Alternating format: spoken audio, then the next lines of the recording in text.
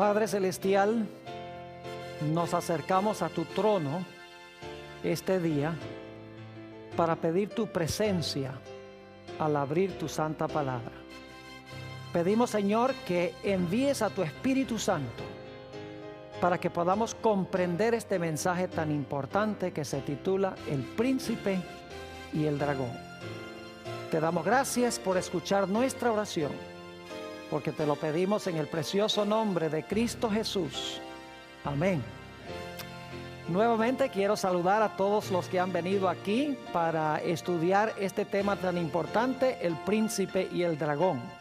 Y quiero también saludar a todos los que nos acompañan vía satélite, en la pantalla de televisión o donde quiera que se encuentren.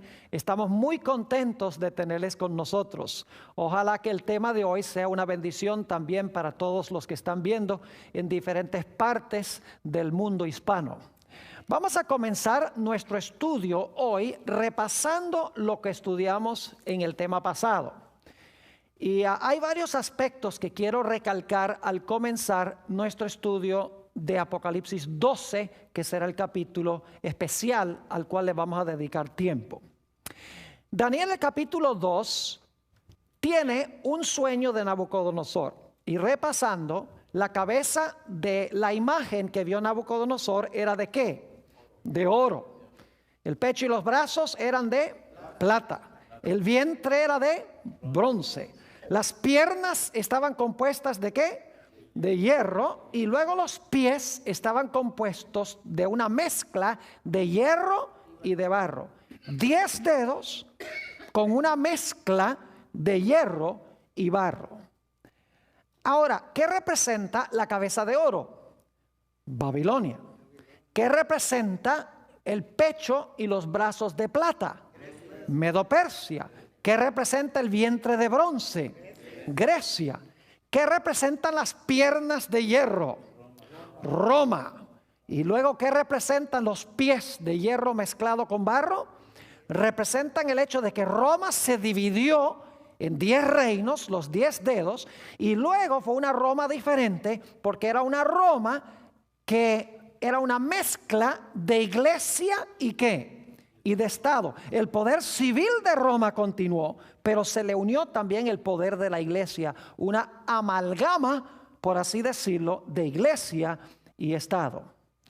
Quiero recalcar particularmente el cuarto reino. El cuarto reino son las piernas, no olviden eso. Las piernas representan a Roma. El cuarto reino es Roma. Ahora, el segundo punto que quiero recalcar es que el capítulo que vamos a estudiar hoy en realidad tiene como trasfondo ese versículo del cual hemos hablado mucho, Génesis el capítulo 3 y el versículo 15. Allí se presentan 4 puntos centrales. Dice en primer lugar que va a haber enemistad. En segundo lugar hay una serpiente. En tercer lugar hay una mujer.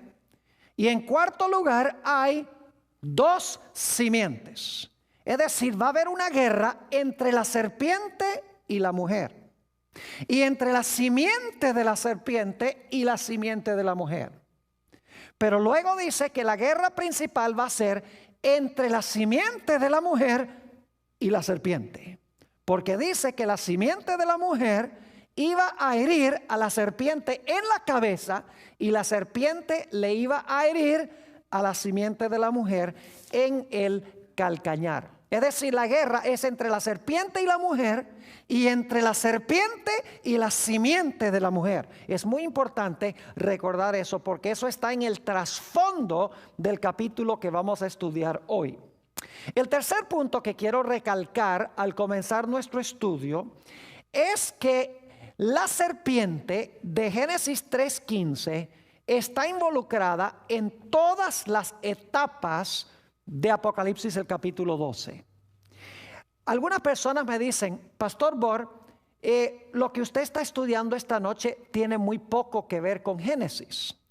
La gente que dice esto ignora el hecho de que detrás de Apocalipsis 12, que vamos a estudiar hoy, está el trasfondo de Génesis 3 y el versículo 15. En otras palabras, vamos a encontrar que en Apocalipsis 12 hay 3 etapas. La primera etapa es la guerra de la serpiente o del dragón contra el niño que va a tener una mujer. Esa es la primera etapa. La segunda etapa, cuando el niño ya se le escapa a la serpiente no es capaz de matarlo. Entonces dice que la serpiente o el dragón se lanza en contra de la mujer que trajo al mundo al niño varón. Y luego finalmente la tercera etapa es cuando el dragón se lanza contra la simiente de la mujer. Es decir, el remanente final que va a vivir en el mundo va a ser atacado por el dragón o por la serpiente. Vamos a encontrar en nuestro estudio que en cada una de las 3 etapas es la serpiente o el dragón que quiere matar al niño, que quiere acabar con la mujer y que quiere acabar con el remanente final. Por eso tenemos que conectar esto con Génesis 3:15. Porque en Génesis 3:15 la batalla es en contra de la simiente de la mujer y es en contra también de la mujer. Es decir, el trasfondo de Apocalipsis 12 es Génesis el capítulo 3 y el versículo 15. Porque la serpiente o el dragón está guerreando en contra de la simiente de la mujer, en contra de la mujer y en contra de la simiente final de la simiente de la mujer. Ahora quiero que vayamos a Apocalipsis 12 y el versículo 1 al 5. Vamos a leer estos versículos para que los tengamos en mente y luego entonces vamos a interpretar su significado. Apocalipsis 12 y el versículo 1 al 5. Dice: apareció en el cielo una gran señal, una mujer vestida del sol, con la luna debajo de sus pies, y sobre su cabeza una corona de 12 estrellas. Imagínense, esta mujer dice que está vestida del sol, la luna debajo de los pies, y la cabeza tiene una corona que tiene 12 estrellas. Versículo 2. Y estando encinta, es decir, estaba embarazada, clamaba con dolores de parto en la angustia del alumbramiento. Es decir, el bebé todavía no ha nacido cuando Juan ve a esta mujer. Versículo 3. También apareció otra señal en el cielo. He aquí un gran dragón escarlata que tenía 7 cabezas y 10 cuernos, y en sus cabezas 7 diademas. Y su cola arrastraba la tercera parte de las estrellas del cielo y las arrojó sobre la tierra. Y el dragón se paró frente a la mujer que estaba para dar a luz, a fin de devorar a su hijo tan pronto como naciese. Y ella dio a luz un hijo varón, que regirá con vara de hierro a todas las naciones, y su hijo fue arrebatado para Dios y para su trono. Interesante. Una mujer, un dragón que se identifica como la serpiente antigua, un dragón que quiere acabar con la simiente de la mujer. Ahora, para entender este panorama tan exótico, necesitamos regresar a una historia que encontramos en el Antiguo Testamento, que está en el trasfondo de Apocalipsis 12. No solamente Génesis 3:15 está en el fondo de Apocalipsis 12, sino que también la historia de Moisés en Egipto, antes de sacar a Israel de Egipto, está en el trasfondo de esta historia. Ahora, no disponemos del tiempo para leer todos los versículos, así que solamente les voy a leer los versículos, las referencias más bien, y les voy a pintar el panorama de dónde viene todo este escenario de Apocalipsis, el capítulo 12. El pueblo de Israel, según Éxodo 1, 13 y 14, se encontraba en terrible y amarga servidumbre en el país de Egipto.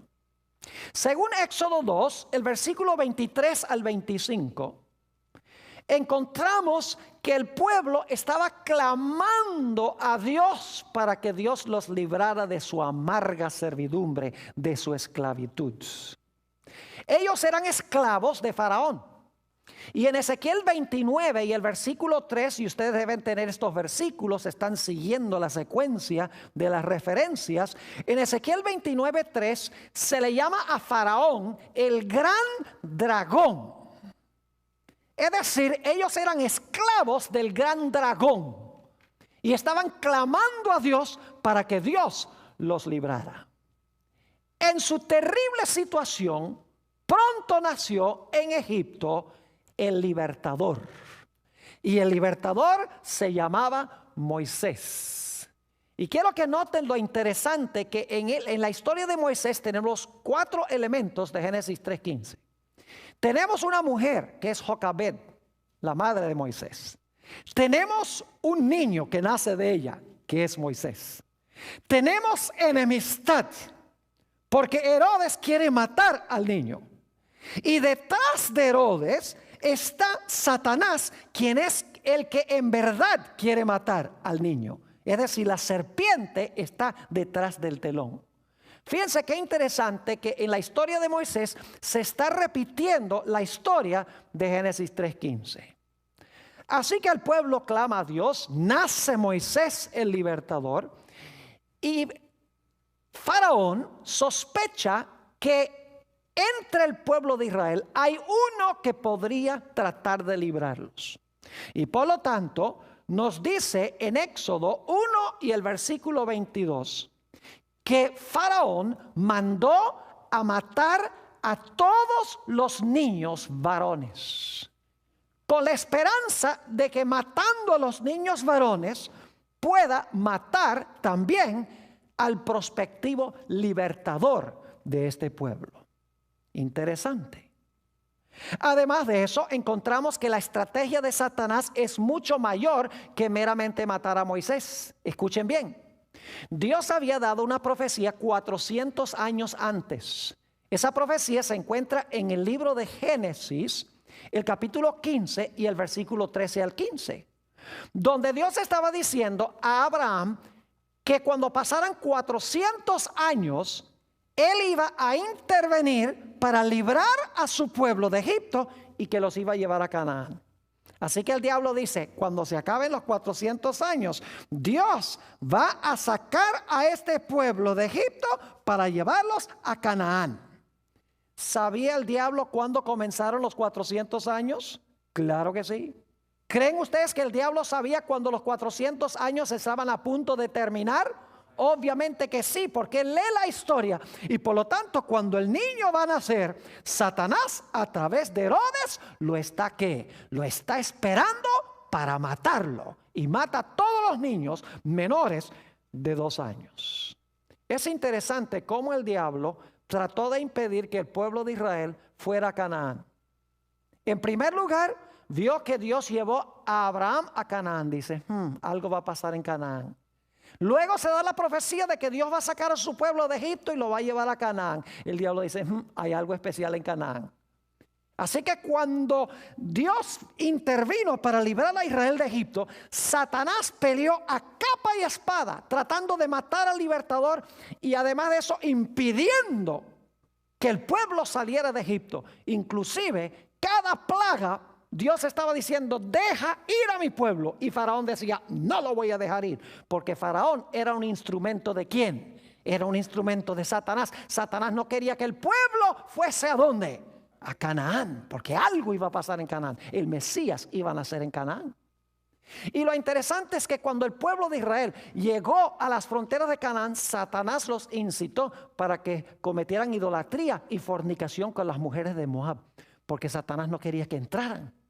Cuando los espías 40 años antes llegaron a las fronteras de Canaán, 10 de los espías dieron un mal informe. No se puede entrar. Estaban siendo usados ¿por quién? Por Satanás. Satanás no quería que entraran a Canaán. Y luego cuando el pueblo de Israel finalmente procedió a entrar a Canaán, las naciones de allí pelearon a capa y espada para impedir que Israel entrara en Canaán. Satanás sabía que había algo especial en Canaán y por lo tanto, cuando Dios vino, después de los 400 años para librar a Israel, Satanás dice, van a nacer un niño y ese niño va a librar a Israel para llevarlos a Canaán y yo no lo voy a permitir. Lo interesante es que la vida de Moisés fue preservada en Egipto. A pesar de que Faraón quería matarlo, no lo pudo matar. Dios le preservó la vida a Moisés en Egipto. Y luego Dios llamó a Moisés a salir de Egipto con el pueblo de Dios después de haberlo preservado en Egipto. Lo interesante es que en Éxodo 12, escuchen bien, la señal de liberación del pueblo de Israel fue el sacrificio del cordero pascual. Se debía escoger un cordero perfecto y ese cordero perfecto se debía sacrificar. Y se debía poner la sangre en el dintel de la puerta y en los postes de la puerta. Es decir, la señal de la liberación del pueblo de Israel de servidumbre o de esclavitud fue el sacrificio de ¿qué? El sacrificio de un cordero sin mancha, ni arruga, ni cosa semejante. Es decir, el cordero los libró de su servidumbre. Ahora es interesante notar cómo termina la vida de Moisés. En Deuteronomio 34 y el versículo 5 y 6, Deuteronomio 34 y el versículo 5 y 6, se habla de la muerte de Moisés. Y solo les voy a mencionar algunas cosas en cuanto a la muerte de Moisés. Allí se dicen dos cosas que son muy extrañas en cuanto a su muerte. En primer lugar, nos dice ese texto que cuando Moisés murió, Dios lo sepultó. Es la única persona en toda la Biblia que Dios haya sepultado. Pero eso no es todo. Porque nos dice el texto también que nadie sabía a dónde estaba el sepulcro de Moisés. Y eso es raro, porque los judíos marcaban las tumbas de sus héroes. Es decir, ellos sabían dónde estaba enterrado David, dónde estaba enterrado Abraham, dónde estaba enterrado Daniel. Ellos sabían a dónde estaban enterrados o sepultados sus héroes. Pero dice en Deuteronomio 34 que nadie sabía a dónde estaba enterrado Moisés y que Dios lo sepultó. ¿Por qué fue diferente el caso de Moisés que todos los demás héroes? En Judas 9, y quiero ir a este texto, el libro de Judas 9, encontramos que cuando Moisés murió, algo increíble sucedió. Se realizó una batalla por el cuerpo de Moisés. Judas 9 dice, pero cuando el arcángel Miguel contendía con el diablo, disputando con él por el cuerpo de Moisés, no se atrevió a proferir juicio de maldición contra él, sino que dijo, el Señor te reprenda. ¿Qué hubo cuando Moisés murió? Hubo una batalla entre Miguel el arcángel y ¿quién? Y Satanás. Y estaban peleando ¿por qué? Por el cuerpo de Moisés. ¿Ustedes creen que Dios pelea por cuerpos muertos? ¿A qué había venido Miguel el arcángel? Miguel el arcángel había venido a resucitar a Moisés. Y ustedes dicen, pero pastor Borg, ¿cómo es que vino a resucitar a Moisés el arcángel Miguel?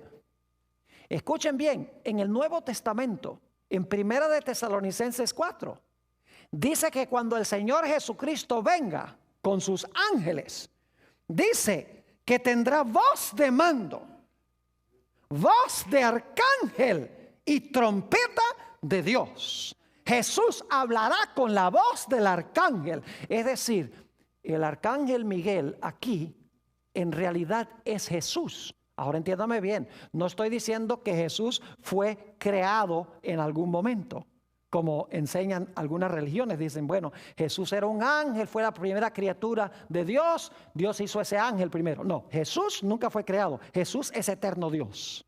Pero la Biblia aquí lo llama el arcángel Miguel. Y en el Antiguo Testamento también se le llama el ángel de Jehová.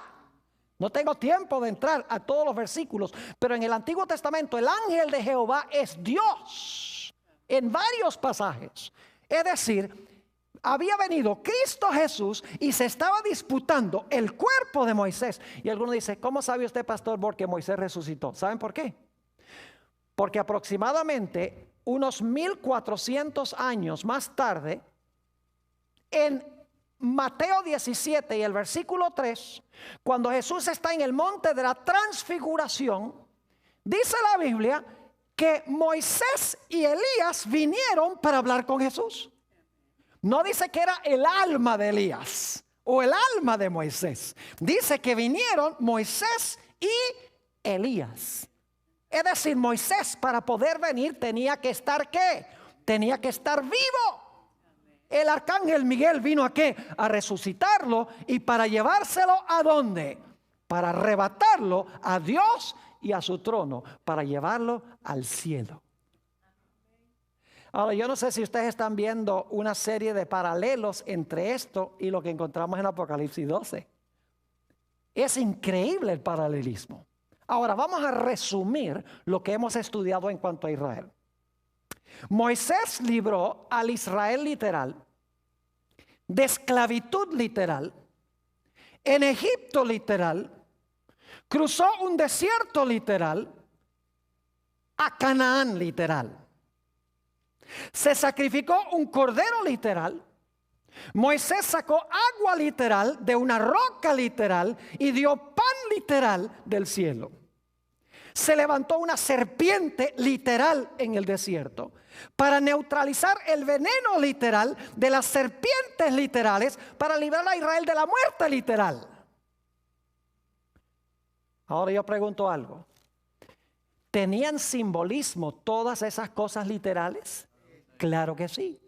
Lo literal que pasó con el pueblo de Israel llegó a simbolizar grandes realidades espirituales y mundiales.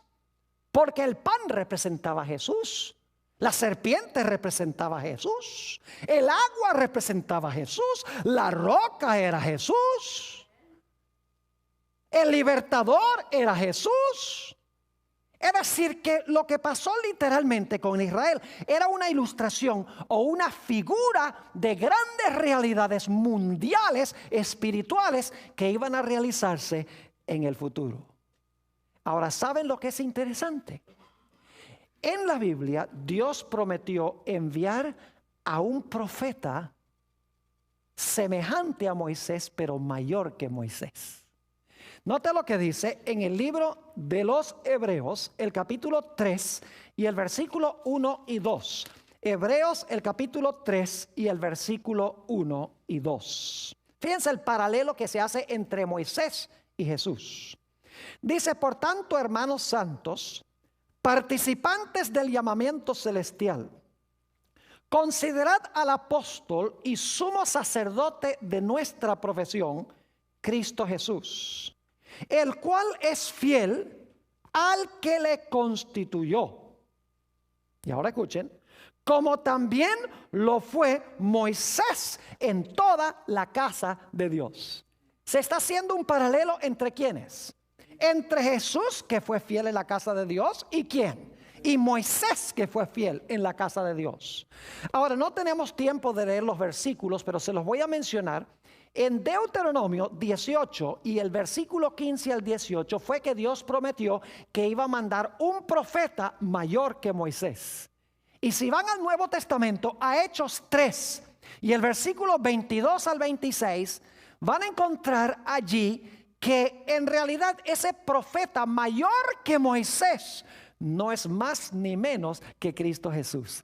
Es decir, Jesús iba a repetir la historia de Moisés, pero en vez de libertar a un pueblo en cierta localidad geográfica para llevarlos a la Canaán literal, el Señor Jesucristo iba a librar a un pueblo mundial para llevarlo a la Canaán celestial. Es decir, que lo que pasó con Moisés como líder de Israel es un símbolo de Jesús, el líder de su pueblo en los últimos días. Ahora sí, vamos a Apocalipsis, el capítulo 12. Y algunas de estas cosas no tenemos que buscarlas en Apocalipsis 12 porque ya leímos el pasaje. Pero en Apocalipsis 12, 1 y 2 encontramos que hay una mujer, ¿verdad que sí? Hay una mujer.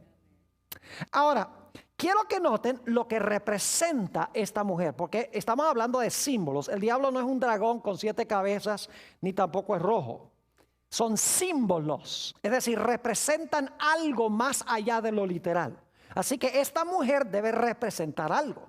Note lo que dice Jeremías, el capítulo 6 y el versículo 2. Jeremías, el capítulo 6 y el versículo 2. Nos dice qué representa la mujer. Dice allí: destruiré a la bella y delicada, ¿qué cosa? Hija de Sión. Fíjense que Dios considera a Sión, a su pueblo, como bella y qué cosa, delicada. En realidad en el hebreo dice: compararé a la hija de Sión con una mujer bella y delicada. Ahora quiero que noten también lo que dice Jeremías 31 y el versículo 32. Jeremías 31 y el versículo 32. Y quiero que noten que Dios es el esposo e Israel es su esposa.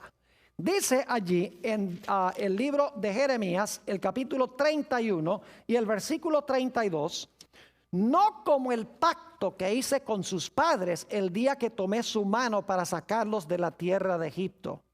Porque ellos invalidaron mi pacto, es decir, Israel, dice Dios, invalidó mi pacto, aunque yo fui un ¿qué? Yo fui un marido para ellos, dice Jehová. Es decir, Dios es el esposo e Israel es su ¿qué? Es su esposa. ¿Y quién va a nacer de la esposa de Dios el Padre? Va a nacer la simiente prometida. Va a nacer Jesús. Entonces, ¿qué representa la mujer? La mujer representa a Israel. Pero representa más que Israel. Porque la iglesia del Nuevo Testamento también es simbolizada por una mujer. En Efesios 5, versículo 25, el apóstol San Pablo dice: maridos, amad a vuestras mujeres, así como Cristo amó a la iglesia. Es decir, que en la Biblia esta mujer representa la iglesia de Dios en el Antiguo y en el Nuevo Testamento. Ahora ustedes notan que la mujer está vestida del sol y tiene la luna debajo de sus pies. Yo pregunto, ¿el sol tiene luz original propia? Claro que sí. ¿La luna tiene luz original propia? No. ¿De dónde recibe la luna su luz? Del sol. Ahora, ¿qué representa el sol con el cual está vestida esta mujer? ¿Y qué representa la luna sobre la cual está parada? Muy sencillo. Si vamos a San Juan 5 y el versículo 39, el Señor Jesucristo dice a los líderes de aquella época, dice: escudriñad las escrituras. ¿Cuáles escrituras? El Antiguo Testamento. Escudriñad las escrituras, porque a vosotros os parece que en ellas tenéis la vida eterna, y ellas son las que dan ¿qué cosa? Testimonio de mí. ¿Qué es lo que da testimonio de Jesús? Las escrituras. ¿Qué es lo que da testimonio del sol? La luna. Es decir, que el sol representa a Jesús y la luna representa ¿qué cosa? Las escrituras que reflejan a Jesús. Es decir, esta es una iglesia que está basada en las escrituras y que está cubierta de Cristo Jesús. Y luego tenemos las 12 estrellas que tiene sobre su corona. ¿Qué representan esas 12 estrellas? No voy a leer los versículos, pero se los voy a mencionar. En Génesis 37, escuchen bien, y los versículos 9 y 10, Génesis 37, 9 y 10, encontramos la historia de José. ¿Recuerdan uno de los sueños que tuvo José? Uno de sus sueños fue que vio que el sol, la luna y las ¿qué? Y 11 estrellas se inclinaban ante él. Eso está en Génesis 37 y el versículo 9 y 10. Ahora yo pregunto, ¿qué representaban las 11 estrellas? Las 11 estrellas representaban los ¿qué? Los hermanos de José. Lo cual significa que José sería la estrella número ¿qué? La estrella número 12. Es decir, que las 12 estrellas representan a los hijos de ¿quién? A los hijos de Jacob. ¿Y qué llegaron a formar los 12 hijos de Jacob? Llegaron a formar las 12 tribus de Israel, que son el pueblo de Israel, que estaba compuesto de 12 tribus. Note lo que dice en Génesis 49, 28 sobre este asunto. Génesis el capítulo 49 y el versículo 28. Está hablando aquí de las 12 tribus de Israel, que en realidad componen a Israel. Dice en Génesis 49 y el versículo 28, todos estos fueron las 12 tribus de Israel, después de mencionar cada uno de los hijos de Jacob. Y esto fue lo que su padre les dijo al bendecirlos, a cada uno por su bendición los bendijo. Entonces, ¿qué representan las 12 estrellas? Las 12 estrellas representan al pueblo de Dios. ¿Cuándo? En el Antiguo Testamento, las 12 tribus de Israel. Yo pregunto, ¿Jesús nació de la iglesia del Antiguo Testamento? Claro que sí. ¿Jesús nació de Israel? ¿Nació de las 12 tribus de Israel?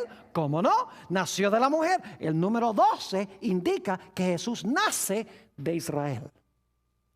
Ahora, dicho sea de paso, la mujer no solamente vamos a encontrar representa el Antiguo Testamento, sino que representa también a la esposa de Cristo en el Nuevo, que es la iglesia.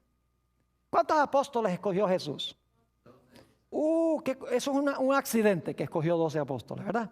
Un accidente. Dios, me gusta el número 12, dice Jesús. No. ¿Qué estaba indicando Jesús al escoger 12 apóstoles? Estaba indicando de que se estaba continuando, ¿qué cosa? Su pueblo. 12 tribus, 12 apóstoles. Es decir, hay una sola iglesia compuesta de dos partes. Los que vivieron en el Antiguo Testamento y los que viven en el Nuevo Testamento. Pero es una sola iglesia con 12 etapas. Ahora, por si acaso alguno no cree que el número 12 es importante, cuando Judas apostató, los discípulos se reunieron y dijeron, tenemos que elegir el número 12. Tenían que tener 12. Porque el número 12 representaba una continuación ¿de qué? Una continuación del pueblo ¿de qué? Del pueblo de Israel. Es decir, la mujer representa a la iglesia del Antiguo y del Nuevo Testamento. Es una iglesia vestida de Jesús. Es una iglesia que se basa en las escrituras que dan testimonio de Jesús. Ahora yo pregunto algo.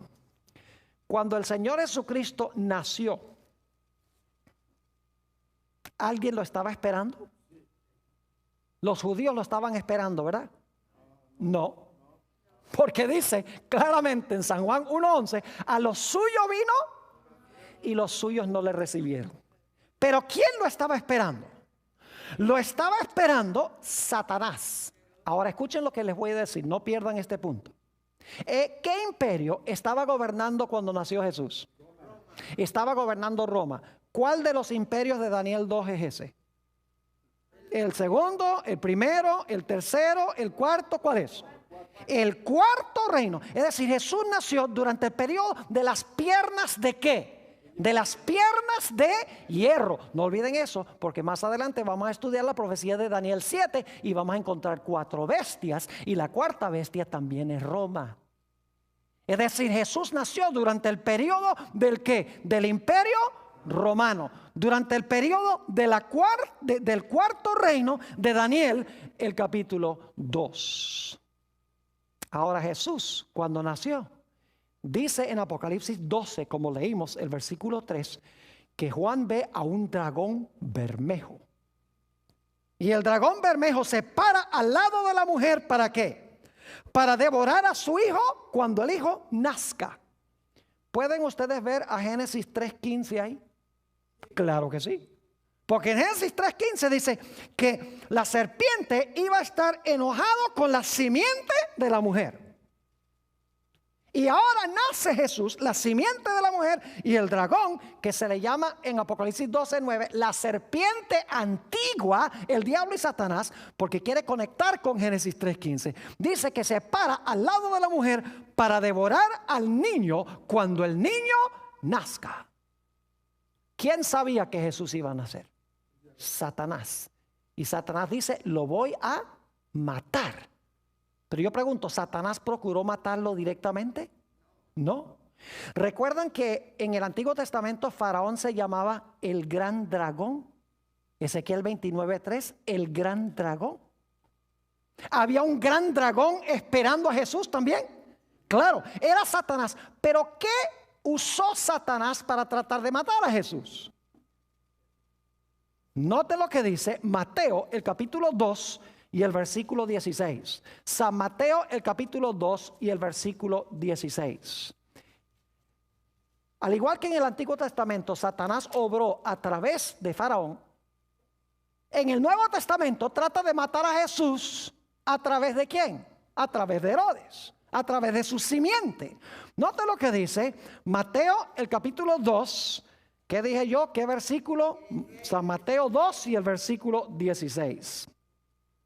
Esto es cuando los reyes magos no vuelven por Jerusalén, se van por otra ruta. Dice: Herodes entonces, cuando se vio burlado por los magos, se enojó mucho y mandó matar a todos los niños menores de 2 años que había en Belén y en todos sus alrededores, conforme al tiempo que había inquirido de los magos. Yo pregunto, ¿eso también pasó en los días de Moisés? Solo que allá fue Faraón y ahora fue ¿quién? Fue Herodes el que lo hizo, según dice esto. ¿Y quién estaba detrás de Herodes? Satanás, porque Apocalipsis 12 dice que el gran dragón se paró delante de la mujer. Mateo dice que fue Herodes, así que sabemos que fue el gran dragón usando ¿a quién? Usando a Herodes. Así que la primera etapa de la batalla es el dragón contra ¿quién? El dragón contra el niño. Fíjense que la primera guerra no es contra la mujer.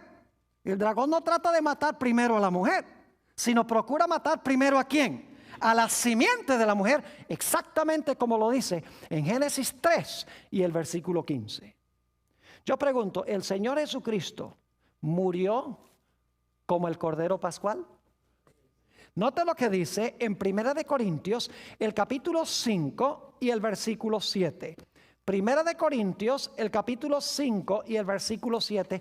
Jesús está repitiendo la historia de Israel. Yo no sé si ustedes se están dando cuenta, pero lo está haciendo no solo para Israel allá en el Medio Oriente, sino que Israel es toda la raza humana.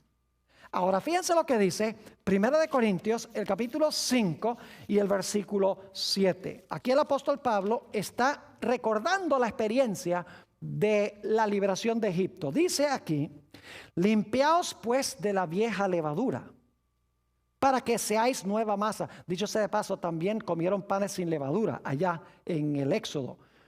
Dice: sin levadura sois, porque nuestra Pascua, que es Cristo, ya fue sacrificada por nosotros.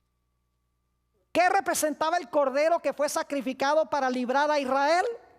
Representaba a Cristo Jesús, quien iba a morir como el cordero pascual para librarnos de la servidumbre ¿al qué? De la servidumbre al pecado. Yo pregunto algo: cuando Jesús nació, ¿la raza humana estaba esclava? ¿Sí?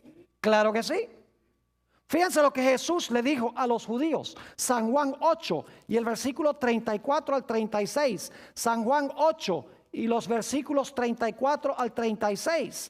El pueblo estaba cautivo, igual que Israel en Egipto. Dice allí en Juan 8 y el versículo 34, Jesús les respondió: de cierto os digo, que todo aquel que hace pecado, esclavo es del pecado.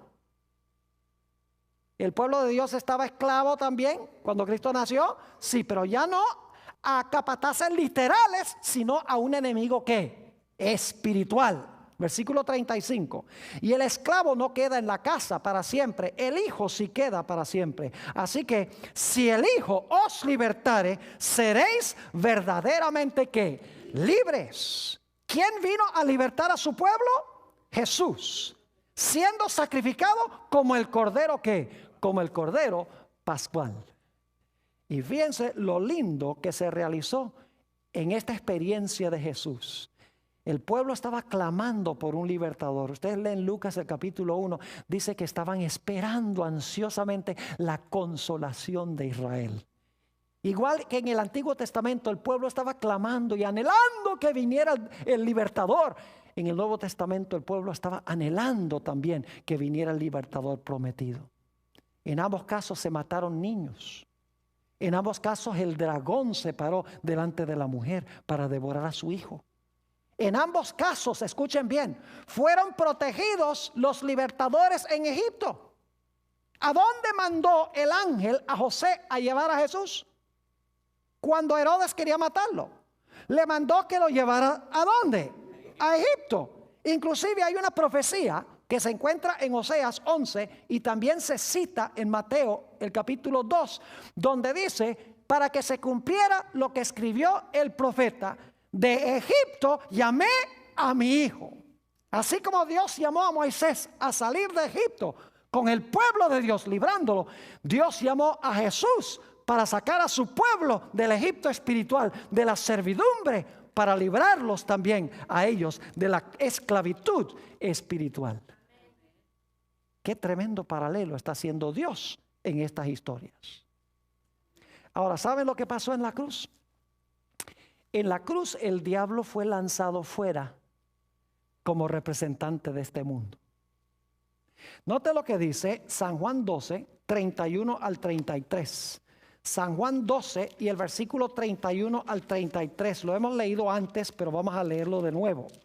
Dice allí, en San Juan 12 y empezando en el versículo 31, está hablando Jesús: ahora es el juicio de este mundo. Ahora el príncipe de este mundo será ¿qué? Echado fuera. Fíjese que el verbo está futuro, ¿sí o no? Dice, ahora es el juicio de este mundo. Ahora el príncipe de este mundo será echado fuera. Es decir, cuando Jesús dijo estas palabras, no había muerto todavía. Versículo 32. Y yo, si fuere levantado de la tierra, a todos atraeré a mí mismo. Y esto decía, dando a entender de qué muerte iba a morir. ¿Qué fue lo que lanzó fuera a Satanás como representante de este mundo? Fue la muerte ¿de quién? De Jesús, como el Cordero Pascual que quita el pecado del mundo. ¿Saben ustedes que el diablo representaba este mundo en el cielo antes de que Jesús muriera en la cruz? Ustedes pueden leer en el libro de Job, el capítulo 1 y 2, que cuando Dios hacía reuniones en el cielo, Satanás iba allá representando el planeta Tierra, y Dios le preguntaba, ¿de dónde vienes? Dice, vengo de rodear la tierra y de andar por ella. Es decir, vengo de supervisar mi territorio.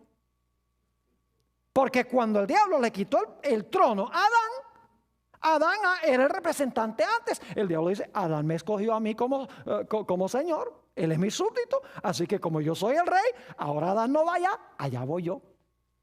Pero cuando Jesús murió en la cruz, dice que Jesús iba a lanzar fuera a Satanás como representante de este mundo. Jesús legalmente iba a tomar los reinos nuevamente. Son de él. Sí, bueno, no pareciera que fueran de él con lo que está pasando en el mundo. Bueno, lo único que falta es que Jesús tome posesión de los reinos que ahora le pertenecen legalmente por lo que hizo en la cruz. Fíjense lo que dice Apocalipsis 12 y el versículo 10. Lo que sucedió en el cielo cuando Jesús ganó la victoria. Apocalipsis el capítulo 12. Y vamos a leer los versículos 10 al 12 para que ustedes se den cuenta lo que pasó en el cielo cuando Jesús ganó la victoria. Dice aquí, entonces oí una gran voz en el cielo que decía, ahora ha venido la salvación, el poder y el reino de nuestro Dios y la autoridad de su Cristo, porque ha sido lanzado fuera. Fíjense que ahora el verbo está pasado, ¿verdad? Porque Juan está escribiendo mucho después de la muerte de Jesús. Dice, porque ha sido lanzado fuera el acusador de nuestros hermanos, el que los acusaba delante de nuestro Dios día y noche, como Satanás hizo con Job en el Antiguo Testamento. Versículo 11. Y ellos le han vencido por medio de la sangre del Cordero y de la palabra del testimonio de ellos, y menospreciaron sus vidas hasta la muerte. Y ahora escuchen la reacción del cielo. Por lo cual alegraos cielos y los que moráis en ellos. Es decir, Dios está diciendo, cielos, ustedes pueden estar alegres porque ese fastidioso ya no está allá. Ya no va a representar el mundo, ya no va a acusar al pueblo de Dios. Se libraron de ese fastidioso. Alegraos cielos y los que moráis en ellos. Pero ahora escuchen bien. Alégrense en el cielo, pero fíjense en la tierra. ¡Ay de los moradores de la tierra y del mar! Porque el diablo ha descendido a vosotros con gran ira, sabiendo que tiene poco tiempo. ¿Qué le ha dado Jesús a Satanás en la cabeza? Le ha dado un golpe mortal. Es un león herido.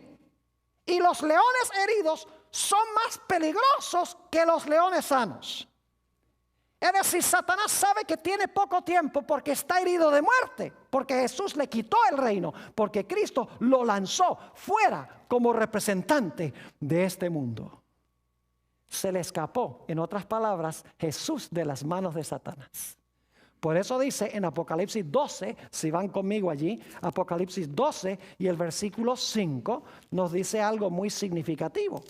Dice que Jesús ganó y ella dio a luz un hijo varón, que regirá con vara de hierro a todas las naciones. Escuchen, y su hijo fue arrebatado para Dios y para su trono. Yo pregunto, cuando Moisés terminó su vida, murió, resucitó y fue arrebatado a Dios y a su trono. Claro que sí. Y este libertador también murió, resucitó y fue arrebatado a Dios y a su trono. Satanás no lo pudo derrotar. Esta es la etapa número 1, el cuarto reino. Pero ahora quiero que ustedes noten que hay una segunda y una tercera etapa en Apocalipsis 12.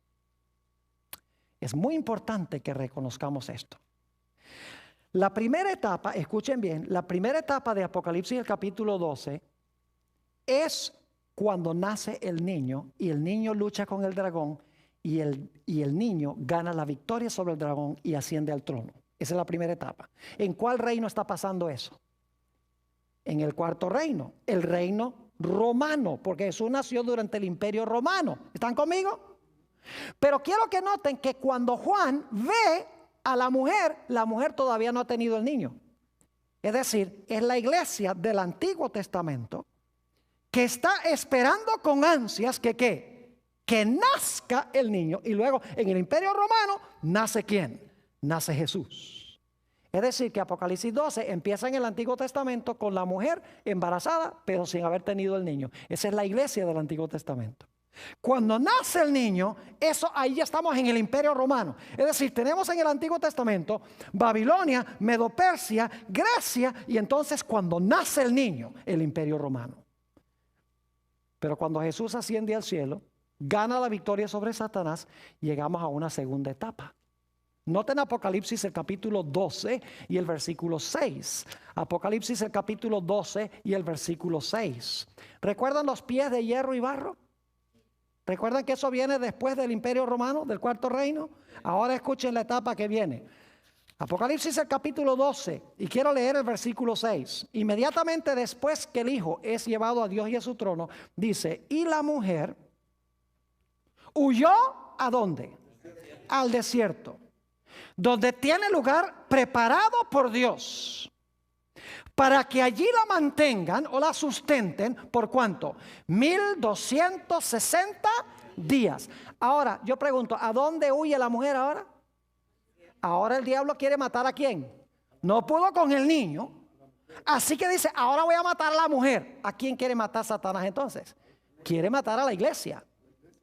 Porque ya después que Jesús nace, se lanza contra la mujer. Esto significa que Satanás ahora está lanzándose contra la iglesia de Jesús. Y vamos a encontrar en nuestro estudio que la forma como Satanás se lanzó en contra de la verdadera iglesia es que él llevó a la iglesia a unirse al poder civil. La iglesia empezó a usar el poder del Estado para perseguir al pueblo de Dios en cosas como la Inquisición. ¿Han oído hablar de la Inquisición? El Santo Oficio. Era la iglesia que le decía al Estado, mire, este individuo es un hereje, no cree como cree la iglesia, ustedes tienen que encargarse de él. Y entonces el poder civil lo agarraba y lo mataba por el consejo de la iglesia. Es decir, la unión de la iglesia con el Estado. Y vamos a encontrar que esa unión duró 1260 días, pero no son días literales porque son símbolos, son 1260 años. Este es el periodo de los pies de la imagen, cuando se une la iglesia con el Estado. ¿Están conmigo o no? Ahora, noten lo que sigue diciendo. Más adelante en el capítulo se amplía este punto. Apocalipsis 12, y noten el versículo 13. Y cuando vio el dragón que había sido arrojado a la tierra, fue arrojado en la cruz, ¿sí o no? Cuando Jesús dijo consumado es, ahí fue arrojado. Dice, cuando vio el dragón que había sido arrojado a la tierra, persiguió a la mujer que había dado a luz al hijo varón. Ahora se lanza contra la mujer. Y se le dieron a la mujer 2 alas de la gran águila, para que volase de delante de la serpiente al desierto, a su lugar donde es sustentada por un tiempo y tiempos y la mitad de un tiempo. Vamos a encontrar que ese es el mismo periodo que los 1260 días. Un tiempo es un año, tiempos 2 años y medio tiempo, medio año. Son 3 años y medio. Si ustedes multiplican 3 años y medio por 360 días que tiene cada año, ¿cuánto les da? 3 y medio por 360 días que tiene cada año. Si usted lo multiplica, le da 1260 días. Pero los días son ¿qué? Los días son años. Y luego note lo que dice en el versículo 15. Y la serpiente arrojó de su boca tras la mujer agua como un río. Y las aguas representan sus muchedumbres, sus gentes, para que fuese arrastrada por el río. Es decir, quiere ahora ahogar ¿a quién? Quiere ahogar a la mujer. ¿Y por cuánto tiempo está tratando de ahogar a la mujer? Por 1260 años. ¿Y cómo lo hace? Mezclando el hierro ¿con qué? Con el barro. La iglesia con el Estado. ¿Tiene esta profecía algo que ver con Daniel 2? Claro, porque Cristo nace en el 4º imperio, que es el imperio de las piernas de hierro. Es decir, en Apocalipsis 12 estamos en el momento de las piernas de hierro. Y luego los 1260 años es el periodo después de las piernas. Sigue Roma.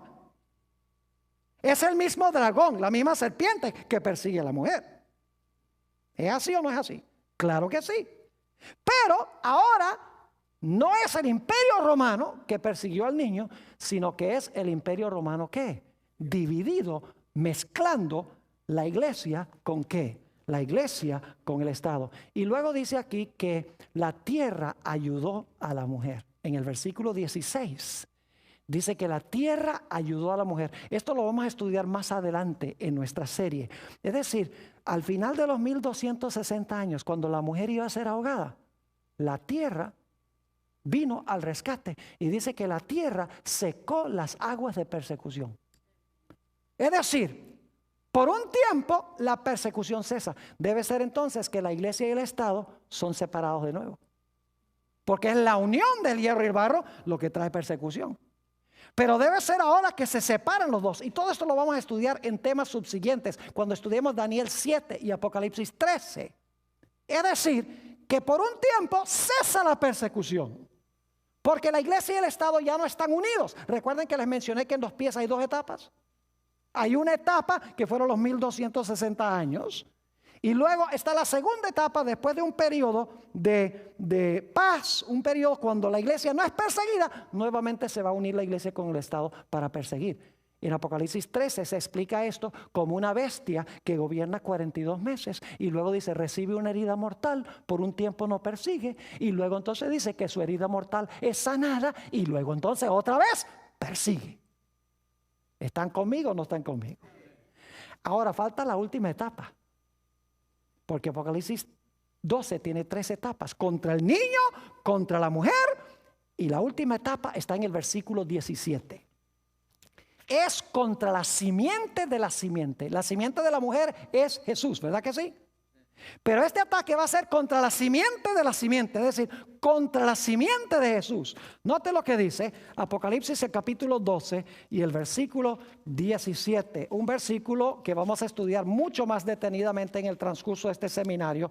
Dice, entonces el dragón se llenó de ira contra la mujer. ¿quién es el que está siempre detrás de la persecución? La serpiente antigua, el dragón. Génesis 3:15. El trasfondo de esto es la serpiente. Génesis 3:15.